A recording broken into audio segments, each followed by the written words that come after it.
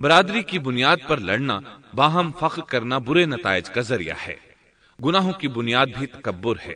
اس لیے ہر مومن کو چاہیے کہ اپنے نوکر، خادم، ملازم یا کسی بھی مسکین پر کبھی بھی فخر و غرور کا اظہار نہ کرے، کیونکہ یہی اللہ کی سب سے پہلی نافرمانی وجود میں آئی تھی۔ تکبر کا یہ ذکر ضمناً آ گیا۔ ہم پھر اپنے موضوع کی طرف لوٹتے ہیں۔ اللہ نے آدم علیہ السلام کو پیدا کیا اور انہیں عالم بنا کر ہی تخلیق کیا، یعنی جب وہ پیدا ہوئے تو جاہل نہیں تھے۔ اللہ نے آدم علیہ السلام کو فرشتوں سے بھی بڑا عالم بنا کر پیدا فرمایا۔ بے شمار احادیث میں آدم علیہ السلام کی ابتدا اور ان کے علم کا ذکر موجود ہے۔ جب اللہ نے آدم میں مکمل روح ڈال دی اور وہ اپنے پاؤں پر کھڑے ہو گئے تو اللہ نے انہیں حکم دیا، جاؤ فرشتوں کی جماعت کو السلام علیکم کہو۔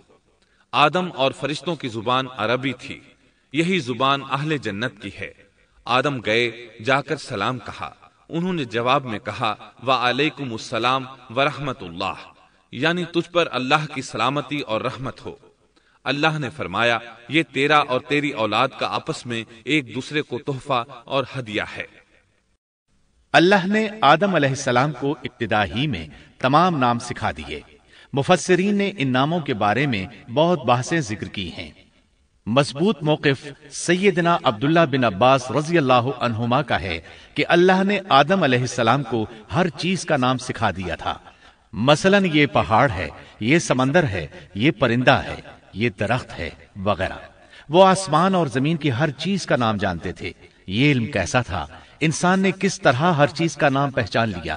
یقیناً اللہ انسان میں یہ طاقت پیدا کر سکتا ہے کہ وہ ہر علم کا احاطہ کر سکے۔ اللہ نے آدم علیہ السلام کو ہر چیز کا نام اور اس کی صنعت اور کام بھی معلوم کرا دیا۔ آگ، لوہے، لکڑی، غرض ہر چیز کا نام اور استعمال ذہن میں ڈال دیا۔ وہ کس قدر عظیم علم سے بہرہ ہوئے، سبحان اللہ۔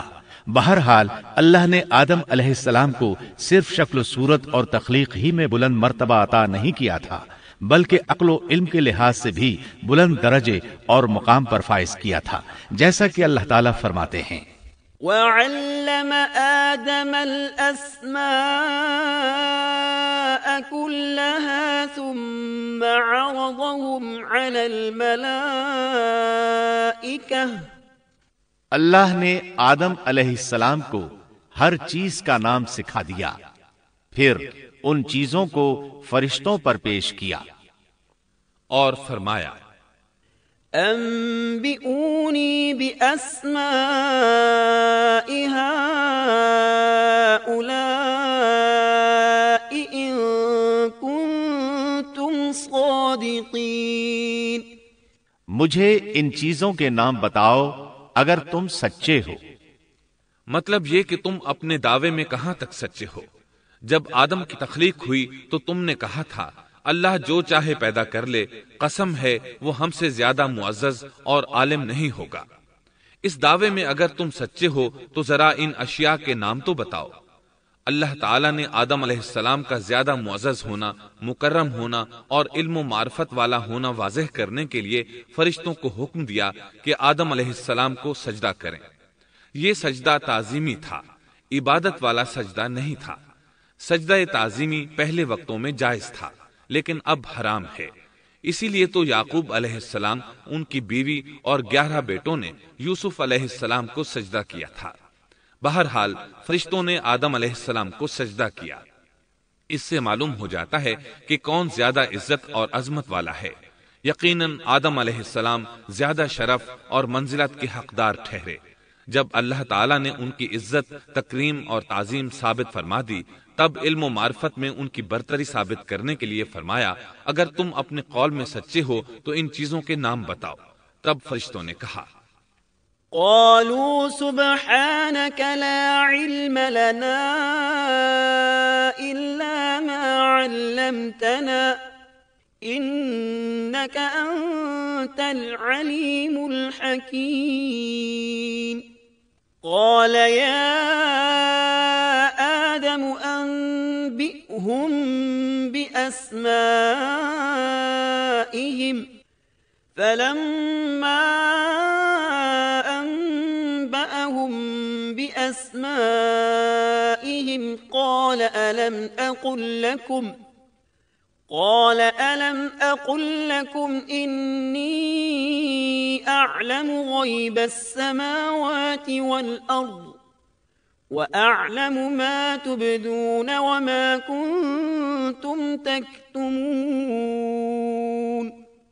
فرشتے کہنے لگے اے اللہ تو پاک ہے، ہمیں تو صرف اتنا ہی علم ہے جتنا تو نے ہمیں سکھا رکھا ہے، مکمل حکمت و علم والا تو ہی ہے۔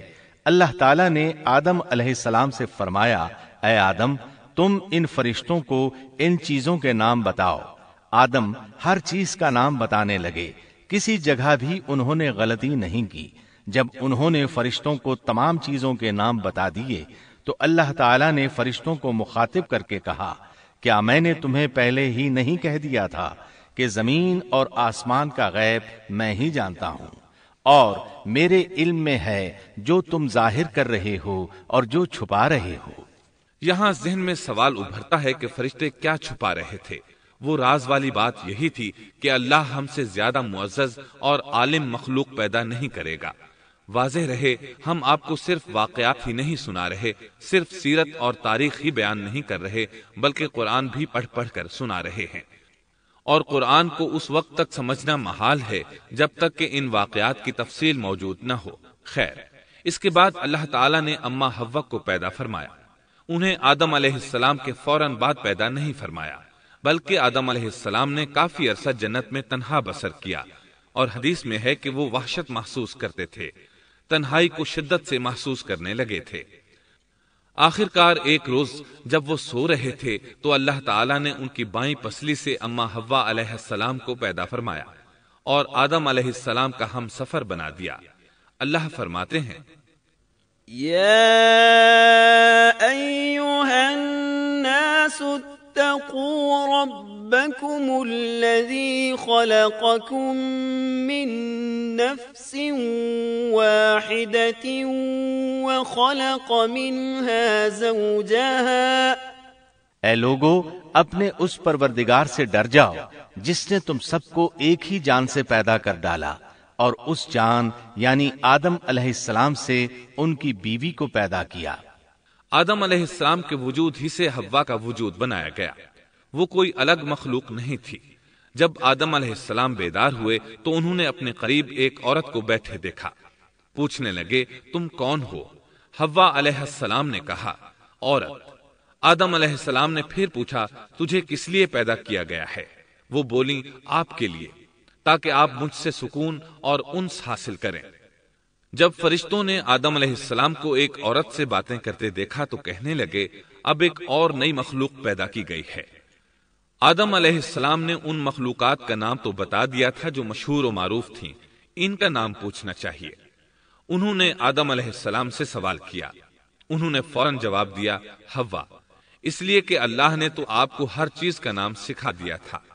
فرشتوں نے کہا ان کا نام حوا کیوں رکھا گیا ہے؟ آدم علیہ السلام نے جواب دیا اس لیے کہ اسے ایک زندہ چیز سے پیدا کیا گیا ہے، حیات کی نسبت سے حوا نام رکھا گیا۔ مسلم شریف میں ہے، سیدنا ابو ہریرہ رضی اللہ عنہ روایت کرتے ہیں کہ رسول اللہ صلی اللہ علیہ وسلم نے فرمایا من كان يؤمن بالله واليوم الآخر فإذا شهد أمرا فليتكلم بخير أو ليسكت واستوصوا بالنساء خيرا فإن المرأة خلقت من ضلع وإن أعوج شيء في الضلع أعلاه إن ذهبت تقيمه كسرته وإن تركته لم يزل أعوج استوصوا بالنساء خيرا۔ جو شخص اللہ اور آخرت کے دن پر ایمان رکھتا ہے جب وہ کسی معاملے کے لیے حاضر ہو تو بھلائی والی بات کرے یا خاموش رہے، اور عورتوں کے بارے میں بھلائی کی وصیت حاصل کر لو، یعنی ان کے ساتھ اچھا سلوک کرو، کیونکہ عورت پسلی سے پیدا کی گئی ہے اور پسلی میں زیادہ ٹیڑھا حصہ اوپر والا حصہ ہوتا ہے۔ اگر تم اس کو سیدھا کرنا چاہو گے تو توڑ ڈالو گے، اور اگر اس کو چھوڑ دو گے تو وہ اسی طرح ہمیشہ ٹیڑھی رہے گی۔ عورتوں کے بارے میں بھلائی کی وصیت حاصل کر لو۔ مطلب یہ کہ اسی حالت میں گزر بسر کرو، عورتوں کے بارے میں بھلائی کی وصیت حاصل کر لو۔ اس حدیث کا مطلب یہ ہے کہ عورتوں پر جبر کر کے زبردستی ان کی طبیعت کو بدلا نہیں جا سکتا، اور عورت ذات کو نہایت نرمی اور پیار سے رکھو۔ ان کی طبیعتوں میں ٹیڑھا پن ہے، وہ کبھی جذبات سے مغلوب ہو جاتی ہے اور عقل کھو بیٹھتی ہے۔ اگر کوئی اسے سیدھا کرنا چاہے تو اس سے لا تعلقی، دوری اور طلاق کی نوبت آ جائے گی۔ اگر اسے چھوڑ دو گے تو ٹیڑھا پن برقرار رہے گا۔ مرد کو بہت حوصلے سے اس صورتحال کو سنبھالنا چاہیے۔ احادیث میں سیدنا ابراہیم علیہ السلام کی زوجہ سیدہ سارہ علیہ السلام کا قصہ موجود ہے۔ وہ حوا علیہ السلام کے بعد کائنات کی سب سے زیادہ خوبصورت عورت تھی۔ احادیث سے یہ اشارہ ملتا ہے کہ حوا علیہ السلام ابتدائے انسانیت سے لے کر قیامت تک پیدا ہونے والی تمام عورتوں میں خوبصورت تھیں۔ اب ابلیس لگا اپنے وسوسے شروع کرنے۔ آدم اور حوا علیہ السلام دونوں اللہ کے حکم سے جنت میں تھے کہ شیطان نے انہیں پھسلانے کی کوشش شروع کر دی۔ اللہ تعالیٰ فرماتے ہیں وَقُلْنَا يَا آدَمُ اسْكُنْ أَنْتَ وَزَوْجُكَ الْجَنَّةَ وَكُلَا مِنْهَا رَغَدًا حَيْثُ شِئْتُمَا، اور ہم نے کہہ دیا اے آدم تم اور تمہاری بیوی جنت میں رہو اور جہاں سے چاہو با فراغت کھاؤ۔ جنت بھی کیسی؟ اللہ فرماتے ہیں وَجَنَّةٍ عَرْضُهَا السَّمَاوَاتُ وَالْأَرْضُ، وہ جنت کہ جس کی چوڑائی ہی آسمانوں اور زمین کے برابر ہے۔ سو اس جنت میں سے جو چاہو سو کھاؤ، کچھ بھی منع نہیں سوائے ایک درخت کے، چنانچہ ارشاد ہوا وَقُلْنَا يَا آدَمُ اسْكُنْ أَنْتَ وَزَوْجُكَ الْجَنَّةَ وَكُلَا مِنْهَا رَغَدًا حَيْثُ شِئْتُمَا وَلَا تَقْرَبَا هَذِهِ الشَّجَرَةَ فَتَكُونَا مِنَ الظَّالِمِينَ۔ اور ہم نے کہا اے آدم تم اور تمہاری بیوی جنت میں رہو، پھر جس جگہ سے چاہو با فراغت کھاؤ، اور اس درخت کے پاس مت جاؤ ورنہ ظالموں میں سے ہو جاؤ گے۔ ایک اور جگہ فرمایا وَإِذْ قُلْنَا لِلْمَلَائِكَةِ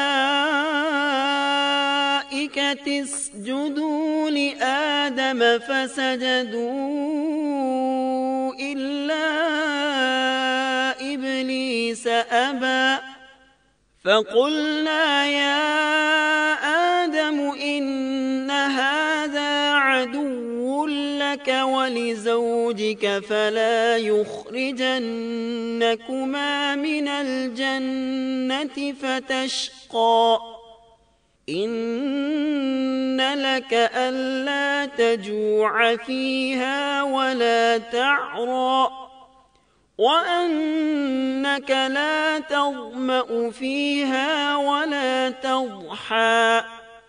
اور جب ہم نے فرشتوں سے کہا کہ آدم کو سجدہ کرو تو ابلیس کے سوا سب نے سجدہ کیا۔ ابلیس نے انکار کیا تو ہم نے کہا اے آدم یہ تیرا اور تیری بیوی کا دشمن ہے، خیال رکھنا ایسا نہ ہو کہ وہ تم دونوں کو جنت سے نکلوا دے اور تو مصیبت میں پڑ جائے۔ یہاں تو تجھے آرام ہے، نہ تو بھوکا ہے اور نہ ننگا، اور نہ تو یہاں پیاسا ہوتا ہے، نہ دھوپ سے تکلیف اٹھاتا ہے۔ گویا اللہ نے سیدنا آدم علیہ السلام کو وسوسے سے پہلے ہی خبردار کر دیا تھا۔ ان آیات سے یہ بھی پتا چلا کہ انسان سے ابلیس کی عداوت اور دشمنی ابتدا ہی سے چلی آ رہی ہے، اور یہ بھی ثابت ہوا کہ جو لوگ کہتے ہیں کہ انسان ابتدا میں ننگا تھا ان کا قول صحیح نہیں، اس لیے کہ اللہ تعالیٰ نے جنت میں بھی آدم علیہ السلام پر لباس رکھا اور زمین میں بھی لباس نازل کر دیا، جیسا کہ اللہ تعالیٰ فرماتے ہیں يا بني آدم آدم قد أنزلنا عليكم لباسا يواري سوآتكم وريشا ولباس التقوى ذلك خير۔ اے آدم کی اولاد، ہم نے تم پر لباس کو نازل کیا جو تمہاری شرمگاہوں کو چھپاتا ہے اور زینت کا سبب بھی ہے، اور تقوی کا لباس اس سے بھی بہتر ہے۔ لہذا آدم ابتدا میں ننگے نہیں تھے، انہیں تو ننگے پن کا علم ہی نہیں تھا، نہ ہی ان کی بیوی کو برہنہ ہونے کا علم تھا۔ اللہ نے آدم علیہ السلام کو کامل نعمتوں سے نوازا، بھوک نہ پیاس، یہاں تک کہ پیاس کے اسباب سے بھی محفوظ، نہ گرمی اور نہ دھوپ، پھر بے انتہا حسن و جمال، مشقت نہ تکلیف، بدبختی نہ بدقسمتی۔ آدم اور حوا علیہ السلام کے دلوں میں وسوسہ ڈالنے کے بارے میں بھی قرآن نے روشنی ڈالی ہے۔ فوسوس لهما الشیطان، پھر شیطان نے ان دونوں کے دلوں میں وسوسہ ڈالا۔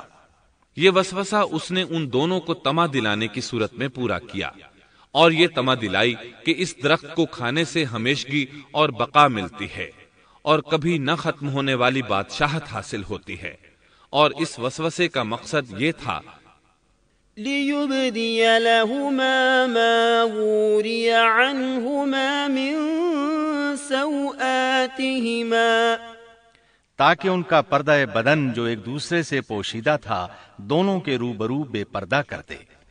ان کی شرمگاہوں کو ننگا کرنے کے لیے اس نے ایسا کیا۔ وہ دونوں کپڑے میں ملبوس تھے، ستر ڈھانپ رکھا تھا۔ جب انہوں نے اس درخت سے کھایا تو لباس نیچے گر گیا، دونوں برہنہ ہو گئے۔ یہی شیطان چاہتا تھا کہ انہیں برہنہ کر دے، اللہ کی نافرمانی پر اکسائے۔ ارشاد ہوتا ہے فوسوس إليه الشيطان قال يا آدم هل أدلك على شجرة الخلد وملك لا يبلى، شیطان نے انہیں وسوسہ ڈالا، کہنے لگا اے آدم، کیا میں تجھے دائمی زندگی کا درخت اور وہ بادشاہت نہ بتلا دوں جو کبھی پرانی نہ ہو؟ جب تم اس درخت سے کھاؤ گے تو ہمیشہ زندہ رہنے والے بن جاؤ گے اور زبردست بادشاہت حاصل کر لو گے۔ اس نے یہ تمنا بھی دلائی۔ وقال ما نهاكما ربكما عن هذه الشجرة إلا أن تكونا ملكين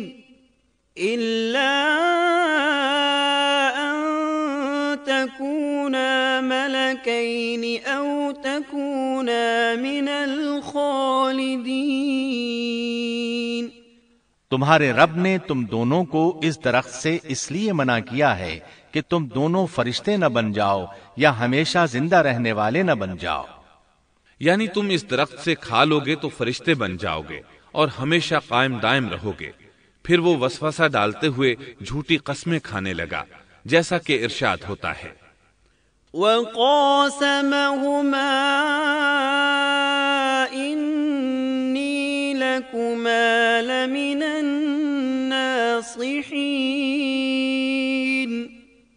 اور ان دونوں کے روبرو قسمیں کھانے لگا کہ یقین آ جائے میں آپ کا خیر خواہ ہوں۔ اللہ کی قسم کھانے لگا، اور اس وقت سے جھوٹی قسموں کی ابتدا ہوئی۔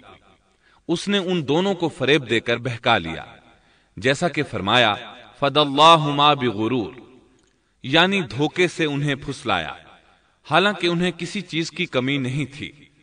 بھلا وہاں کیا محتاجی ہو سکتی تھی؟ جنت میں سکون سے زندگی بسر کر رہے تھے، جنت سے بڑھ کر کیا چاہیے؟ ہمیشہ کے لیے جنت مل چکی تھی۔ اللہ تعالیٰ فرماتے ہیں فَلَمَّا ذَاقَا الشَّجَرَةَ بَدَتْ لَهُمَا سَوْآتُهُمَا وَطَفِقَا يَخْصِفَانِ عَلَيْهِمَا مِنْ وَرَقِ الْجَنَّةِ، ان دونوں نے جب درخت کو چکھا، دونوں کا پردہ بدن ایک دوسرے کے روبرو کھل گیا، دونوں اپنے بدنوں پر درختوں کے پتے جوڑ جوڑ کر رکھنے لگے۔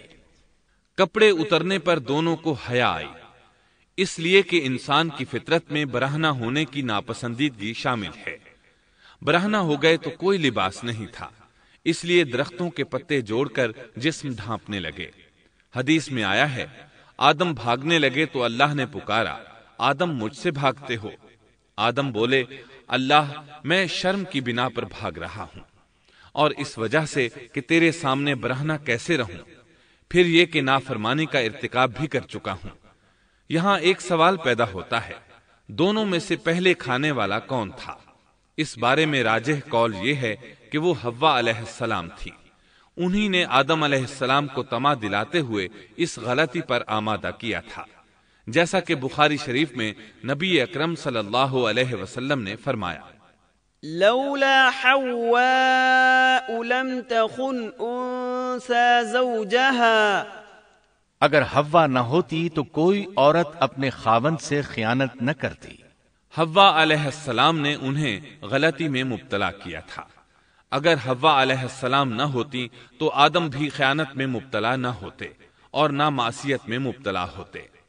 تب اللہ نے انہیں پکارا، وَنَادَاهُمَا رَبُّهُمَا أَلَمْ أَنْهَكُمَا أَنْ تِلْكُمَا الشَّجَرَةِ وَأَقُلْ لَكُمَا إِنَّ الشَّيْطَانَ لَكُمَا عَدُوٌّ مُبِينٌ۔ کیا میں نے تم دونوں کو اس درخت سے نہیں روکا تھا، اور کیا یہ نہیں کہا تھا کہ شیطان تمہارا کھلا دشمن ہے؟ اب توجہ طلب بات یہ ہے کہ اس موقع پر دونوں نے کیا طرز عمل اختیار کیا۔ کیا وہ دونوں اپنی معصیت پر بضد رہے اور تکبر کرنے لگے، جیسا کہ ابلیس نے سجدہ کرنے سے انکار کیا تھا اور پھر لگا تھا اپنی معصیت پر اصرار کرنے، یا ان دونوں نے توبہ کر لی؟ جی ہاں، دونوں نے توبہ کر لی، جیسا کہ قرآن مجید میں آتا ہے، قَالَا رَبَّنَا ظَلَمْنَا أَنفُسَنَا وَإِن لَّمْ تَغْفِرْ لَنَا وَتَرْحَمْنَا لَنَكُونَنَّ مِنَ الْخَاسِرِينَ۔ دونوں نے کہا، اے ہمارے رب، ہم نے اپنا بڑا نقصان کیا، اور اگر تو ہماری مغفرت نہ کرے گا اور ہم پر رحم نہ کرے گا تو واقعی ہم خسارہ پانے والوں میں سے ہو جائیں گے۔ اس قصے میں ایک سوال یہ ذہن میں پیدا ہوتا ہے کہ جب سیدنا آدم علیہ السلام کو ابلیس نے سجدہ نہ کیا تو اللہ تعالیٰ نے اسے مردود بنا کر جنت سے نکال دیا۔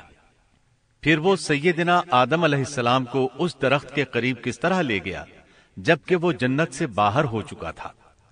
قرآن کریم میں اس بارے میں یہ الفاظ آئے ہیں، پھر شیطان نے ان کے دلوں میں وسوسہ ڈالا۔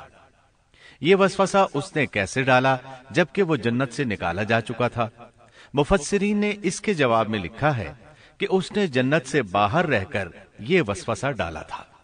جیسے آج کل تار اور بغیر تار کے آواز کو دور دراز علاقوں تک پہنچایا جا سکتا ہے، ایسے ہی شیطان نے اپنی طاقت سے یہ وسوسہ ان کے دلوں تک پہنچایا۔ لگے ہاتھوں ابلیس کی حقیقت بھی سن لیں۔ ابلیس کے لفظی معنی انتہائی مایوس کے ہیں۔ یہ راندہ درگاہ ہونے کے بعد ہمیشہ ہمیشہ کے لیے اللہ کی رحمت سے مایوس ہو گیا تھا، اس لیے اسے یہ لقب ملا، ورنہ روایات کی روح سے اس کا اصل نام عزازیل تھا۔ پہلے یہ جنات میں سے تھا، اپنے رب تعالی کی اطاعت سے نکل کر ابلیس ہوا۔ اس کا علم ناقص تھا، مزاج ناپاک تھا، وہ غرور اور تکبر میں مبتلا ہو گیا تھا۔ یہاں یہ بات بھی ذہن نشین کر لیں کہ انبیاء خطا اور گناہ سے پاک ہوتے ہیں، ان پر اللہ تعالی کی مستقل حفاظت اور نگرانی قائم رہتی ہے۔ اگرچہ انبیاء بھی انسان ہوتے ہیں اور تمام انسانی تقاضے انہیں لاحق ہوتے ہیں، لیکن ان کے عمل اور ارادے میں کسی قسم کی بدی اور شر کا عمل دخل قطعاً نہیں ہوتا۔ ان کا ہر قول اور عمل بلکہ ہر حرکت اور سکون کی حالت بھی انسانیت کے لیے بہترین نمونہ ہوتے ہیں۔ البتہ بشر ہونے کی وجہ سے بھول کا امکان ہوتا ہے، تاہم بھول ہو جانے کی صورت میں انہیں فوراً ہی خبردار کر دیا جاتا ہے۔ بھول ہو جانا بشری طبیعت کا خاصہ ہے۔ اللہ تعالیٰ نے ہر انسان کی فطرت میں یہ چیز رکھی ہے۔ انبیاء سے بھول چوک ہو جانے میں بھی اللہ تعالیٰ کی کئی ایک حکمتیں پوشیدہ ہیں۔ مثلا بہت سی قومیں اپنے نبیوں کے معجزات دیکھ کر ان میں ربوبیت کی صفات کی قائل ہو گئی، یہاں تک کہ بعض قوموں نے اپنے نبیوں کو اللہ یا اللہ کا بیٹا بھی جانا۔ جب انبیاء سے بھول اور لغزشیں ہوئیں تب گویا لوگوں پر یہ واضح کیا گیا کہ یہ الہ نہیں ہے۔ الہ ہوتے تو کس طرح ان سے بھول ہو سکتی تھی؟ اس سے یہ بتانا بھی مقصد تھا کہ انبیاء انسان ہی ہوتے ہیں، کوئی ماورائی مخلوق نہیں ہوتے۔ سیدنا آدم علیہ السلام کے واقعے پر غور کرنے سے یہ حقیقت مزید واضح ہو جاتی ہے کہ سیدنا آدم علیہ السلام کی یہ لغزش گناہ نہیں تھی۔ ممنوع درخت کا پھل کھاتے ہی سیدنا آدم علیہ السلام اور اماں حوا کا لباس اتر گیا تھا۔ اس لباس کے بارے میں مفسرین نے لکھا ہے کہ وہ لباس دراصل نور کا تھا، یعنی وہ جنت کا خاص لباس تھا جو صرف اسی عالم میں پہنا جا سکتا ہے۔ اللہ تعالیٰ نے اپنے فضل و کرم سے جنت میں ان کی ستر پوشی کا انتظام فرما دیا۔ محترم سامعین، ابھی آپ دارالسلام اسٹوڈیو لاہور پاکستان سے قصص الانبیاء کا دوسرا حصہ شیطان کی دشمنی سن رہے تھے۔ قصص الانبیاء کے تیسرے حصے فساد کی ابتدا میں آپ یہ سنیں گے: آدم و حوا علیہم السلام کے لیے زمین پر اترنے کا حکم اور اتارے جانے کی جگہ، حابیل و قابیل کے جھگڑے کا سبب اور زمین پر پہلا انسانی قتل، قابیل کے لیے مسئلہ تدفین اور ایک جانور کے ذریعے اس کی رہنمائی، قابیل کا والدین کو چھوڑ کر دوسری جگہ آباد ہونا، آدم علیہ السلام کی تجہیز و تکفین اور جنازہ کس نے پڑھایا، سیدنا شیس علیہ السلام کی ولادت، نبوت سے سرفرازی اور ان کو کتنے صحیفے عطا ہوئے اور ان کی تعلیمات کیا تھیں، قابیل اور اس کی قوم کی بے راہ روی اور سیدنا ادریس علیہ السلام کی بعثت، نبی کریم صلی اللہ علیہ وسلم کا چوتھے آسمان پر ادریس علیہ السلام سے ملاقات کرنا، ادریس علیہ السلام کی وفات کہاں ہوئی، زمین پر یا چوتھے آسمان پر، حقائق کی روشنی میں مفصل اور جامع تذکرہ۔ قصص الانبیاء جیسی عظیم پیشکش کی طرح ہم اس قسم کے اہم موضوعات منتخب کر کے کیسٹس اور سیڈیز کی صورت میں دلکش آواز، دلنشیں انداز اور بہترین ریکارڈنگ کے ساتھ آپ تک پہنچا رہے ہیں۔ الحمدللہ ہماری 500 سے زائد کیسٹس اور سیڈیز اس وقت مارکیٹ میں دستیاب ہیں اور ہم مزید موضوعات کو تلاش کر رہے ہیں۔ اس طرح یہ سلسلہ جاری و ساری رہے گا انشاءاللہ۔ دارالسلام اسٹوڈیو تلاوت قرآن مجید، سیرت النبی، قصص الانبیاء، صحابہ کرام، ائمہ اعظام اور محدثین کے حالات و واقعات، نیز نماز، روزہ، حج اور دیگر عبادات کا صحیح طریقہ، بچوں اور عورتوں کے لیے انتہائی دلچسپ اور سچی کہانیاں، اور وہ سب کچھ جس سے نئی نسل کی تربیت اسلامی خطوط پر ہو سکے، آڈیو کیسٹ اور سیڈیز میں پیش کر رہا ہے۔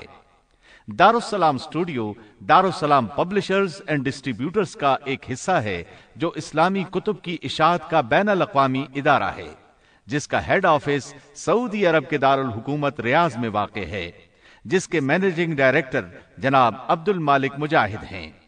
دارالسلام کا دنیا کے 30 ملکوں میں نیٹ ورک ہے۔ پاکستان میں اس کا ایڈریس نوٹ کر لیں: دارالسلام اسٹوڈیو، 36 لوور مال، سیکٹریٹ سٹاپ، لاہور۔